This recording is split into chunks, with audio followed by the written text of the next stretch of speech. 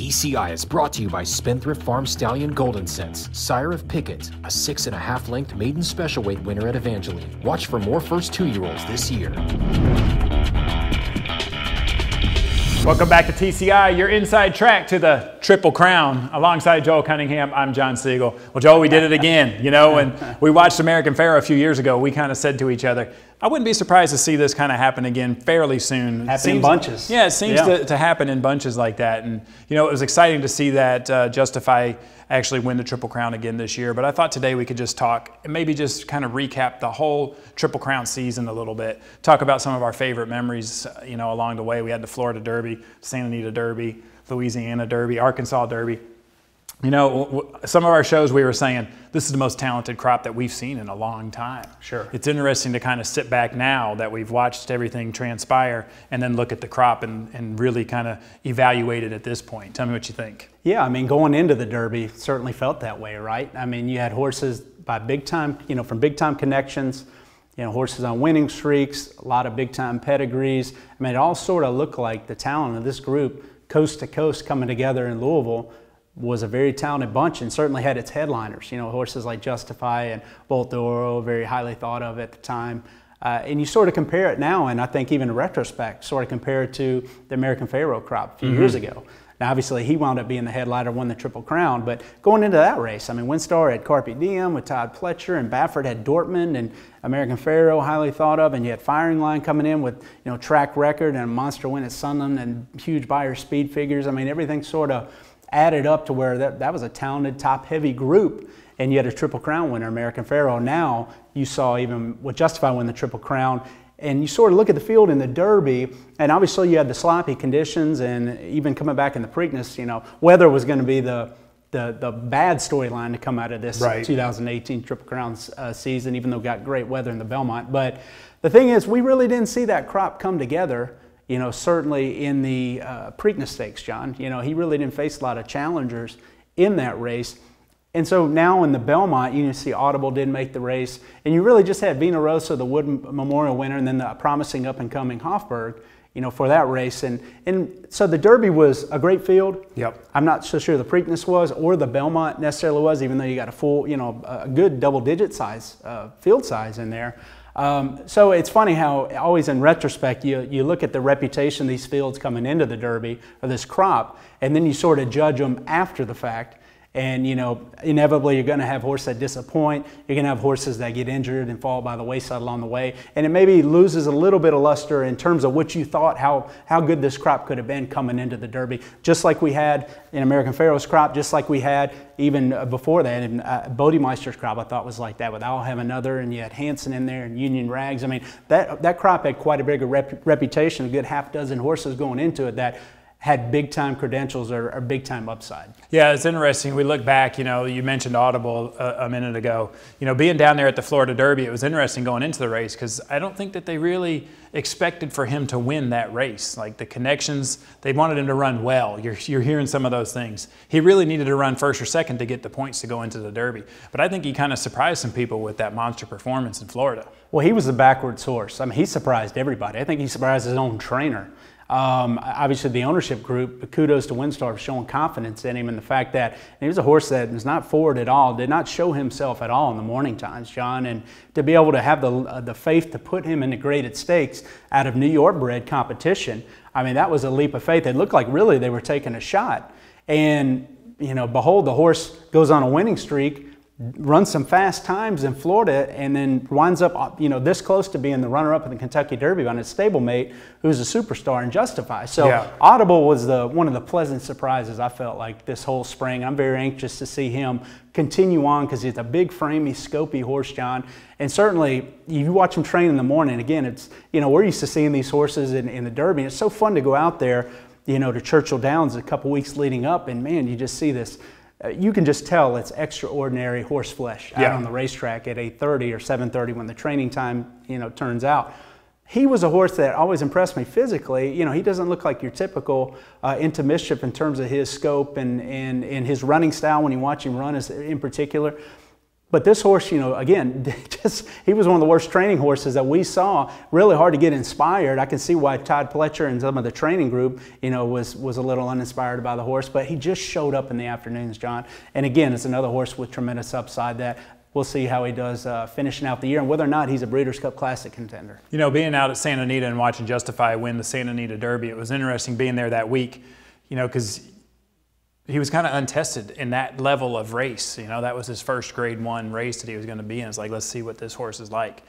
I'll be honest with you, he looked so good at the Santa Anita Derby. Like I thought that, he looked great in the Belmont, but to me, when I think about him, I think he looked the best in the Santa Anita Derby. So it really is, it just speaks to how talented he is, I think, that he was able to do what he did, to win that race and then go on and win the Triple Crown. Really speaks to just how talented he is. Well, I think everything really came together for Justify, John. I mean, a horse that, again, everybody knows didn't race to the second week of February. But for things to really line up for him, for them to get that allowance race to go, for them not to have to go the Sunland Derby or potentially have to ship for the Rebel and put him on the road, so early in his career. I mean, they were able to sort of take the baby steps and have things fall their way. And then you add in just the brilliant horsemanship of Bob Baffert. I mean, I'm not so sure, again, take talent aside, I'm not so sure we're talking about 2 Triple Crowns in a few year span or maybe no Triple Crowns if these horses are in any other hands than Bob Baffert's hands. I mean, that's just how highly I think of him. I mean, we were talking about just look at his success on the Belmont Stakes card. I mean, that's the best racing you'll see all year in North America, particularly on dirt, aside from the Breeders' Cup, in my opinion, the Belmont Stakes. Bob Baffert doesn't train there, yet he ships horses in last year and this year on Belmont Stakes Day, and he goes a combined 7 for 7, 5 Grade 1 wins, won the Woody Stevens Easy last year with American Anthem, and then, obviously the horse that did win a Great Stake was the Great West Coast that won the Easy Goer last year, John, but he has horses in 7 stakes in the last 2 years at Belmont, goes 7 for 7, by a combined 25 3/4 lengths, I believe. I think it's or 25 1/4 lengths. An average margin of victory at 3 3/4 lengths against the best of the best. A lot of local New York horse flesh and trainers that are leading up out of their own barns. He ships in and he dominates. So again, the masterful training job of Bob Baffert, campaigning a superstar like Justify, much like American Pharoah a few years prior. It all sort of came together this year, and we saw greatness. It's interesting to everybody has this need to try to say, okay, American Pharoah against Justify. It's just what we do, it's I guess natural, as competitors. A lot of comparisons. Yeah, and we want to say, okay, who do you think would match up, head to head? It was interesting because everybody really hated on Justify's Preakness and how weak it was. You try to compare it to American Pharoah's Preakness, which was amazing. Sure. One of the things that I was talking with Ben Colebrook at the Belmont, and one of the things that he said, and he reminded me, he says, yeah, but Pharoah's Derby was not impressive.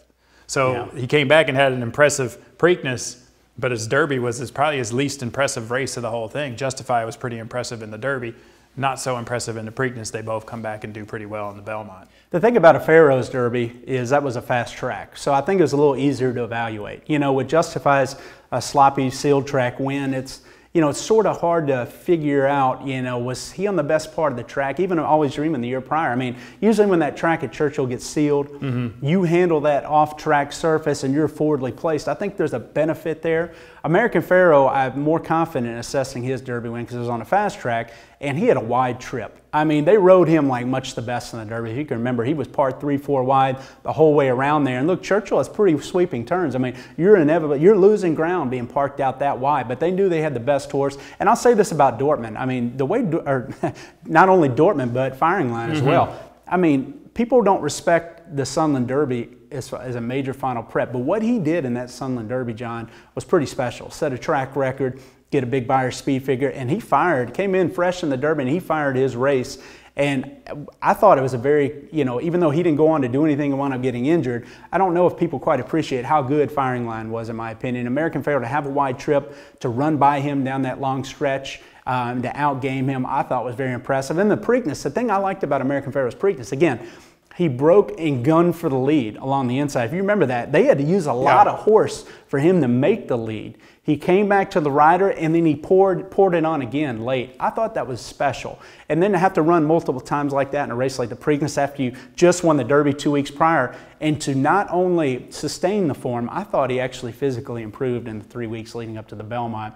And we obviously knew what happened there. I think he got a 105 buyer. So it was a very similar race to Justify, even in that he got an easy lead, dictated his own terms, but he ran a little faster than Justify did in the Belmont Stakes. 2 great horses. Really, we know what American Pharoah went on to do with that 120 buyer speed figure in the Breeders' Cup Classic and so on and so forth. I'm interested to see if Justify can sustain form as well against a crop that, again, I think is a pretty good crop if it all sort of comes together second half of the year. I'll tell you, it was exciting. Let's talk about the race for a minute, but it was exciting to see after the race. I mean, the horse was calm as can be, very much like American Pharoah, kind of that same temperament. You know, he's just standing there, he's not breathing hard. He just seemed like, you know, hey, I'm the man, I know what I just did. Let's talk about the Belmont Stakes just for a minute, and then I'll let you go. But it was interesting in there, when they drew the 1 hole, you could hear a little bit of reservation from Bob Baffert. You know, he never seems to really like that, but it seems like it really set up perfectly for him when you look back and you look at how the race transpired. I thought that the 1 hole was actually pretty beneficial for him. Yeah, I mean, no question. I mean, he's a horse with natural speed. If he gets that big frame out of the gate, he's naturally going to always outfoot his competition, majority of his competition, unless you just are on a suicide mission and want to send to get in front of him. He's naturally going to turn over his gate a lot quicker than most of his competition. So I was never concerned about the 1 hole at all. And look, we talked about the fractions last week before the race. I mean, most of these races, if the Belmont track plays like it, which I think it was very typically playing this past Saturday, they always run that first quarter. It's the fastest quarter in the race because everybody wants position that first turn. They'll go 23 and change.